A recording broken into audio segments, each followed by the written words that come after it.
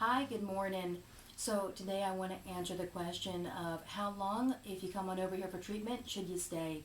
And also, what does treatment consist of?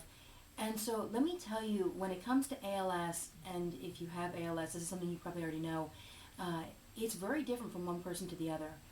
So ALS is more the outcome of dirty motor neurons or motor neurons that can't work rather than a cause.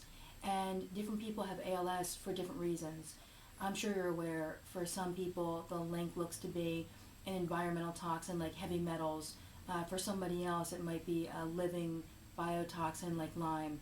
And for that reason, progression is very different from one person to the next. The areas that it affects, the speed that it moves at.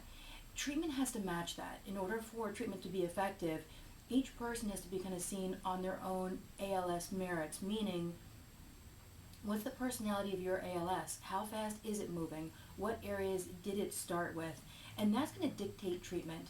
As a general rule, what I would tell you is we're going to set priorities each week.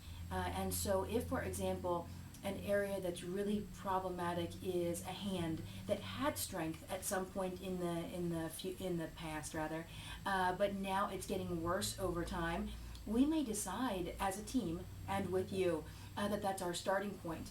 I have some folks when they come in and they have lots of neck drop and a lot of pain in the back of their neck. We may start over there. For other people, it's going to be legs or walking.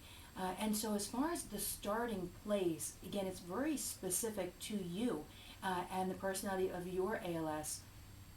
At the end of each week, we're going to have finished that week's treatment. And then on the following Monday, we're going to review and see, how did we do? How are you doing? Did we reach the gains that we wanted? Do you want to continue working on that area, or are we ready to look at a different area? And so the reason to stay for a handful of weeks is because each week has its own objective. Each week has its own goal. So if week number one is head drop, and let's get better eye contact and make it easier so your neck isn't hurting. Maybe week number two is that shoulder pain that you get as the muscles over here, start changing. Maybe the third week after that is strengthening the core for better balance, or maybe it's better walking, and so it's legs. The longer you stay, the stronger you're going to get. The longer you stay and the more opportunity that we have to treat, the longer that treatment is going to last. It doesn't change the fact, and I think I've said this before in videos, but just to say it again, remember it's a progressive disease, meaning sooner or later you'll probably come back over here for more treatment. It's not because we treat the same area over and over again.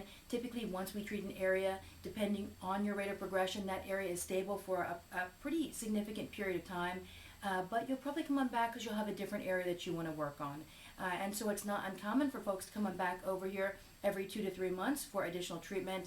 The length of time of your first treatment kind of dictates what's going to happen next, meaning the longer you stay the first time and the more muscle you have when you leave, the stronger you're going to be, and the harder it is going to be for ALS to break that muscle down over a short period of time. I hope that helps.